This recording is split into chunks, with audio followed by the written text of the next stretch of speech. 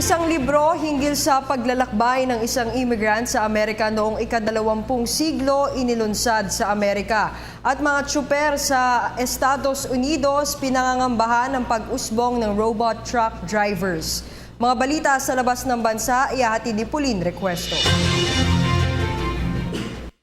Inilunsad sa New York ang isang aklat hinggil sa tinahak na tagumpay ng Al-Kafaat Foundation at sa karanasan ng Lebanese migrant na si Habib Shuwairi. Taong 1902 nang nakarating si Shuwairi sa Ellis Island sa US at nagpalit ng pangalan bilang Alfred Nicola.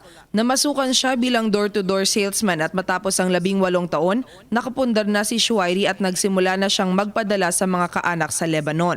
Ayon sa may akda na apo ni Shuwairi, ang kanyang pangarap ay natupad lalo't ang pagiging mariwasa sa buhay ay bunga ng matinding pagpupursigi ng kanyang lolo. Sa kasalukuyan, mahigit 40,000 mahihirap at may kapansa ng Lebanese na ang natutulungan ng Al-Kafaat Foundation. Malaking debate ngayon sa Estados Unidos ang paggamit sa autonomous trucks na pinapatakbo ng computerized robots. Dahil sa teknolohiya, hindi na lamang mapapakinabangan ang mga ito sa pagmimina, maaari na ring dalhin ang mga ito sa mga pangunahing lansangan. Posible itong magresulta sa pagkakatanggal ng maraming manggagawang tsuper. Sinasabing magiging malaking katipiran ang paggamit ng mga robot at tiyak umanong makakabawas pa sa pagkalagas ng maraming buhay. Batay kasi sa isang pag-aaral, 94% ng mga aksidente sa lansangan ay bunga ng mga tsuper na lasing, nagte-text o nakagawa ng ibang pagkakamali sa pagmamaneho.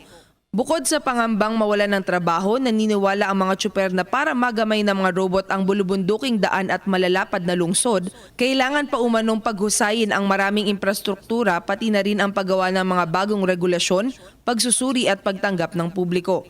Ang trucking ay isang pangunahing job sector sa ekonomiya ng Estados Unidos.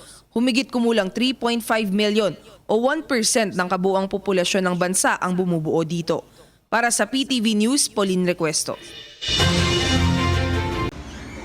Ako po si Cathy San Gabriel. Subscribe na sa PTV YouTube channel. I-click lang po ang subscribe button.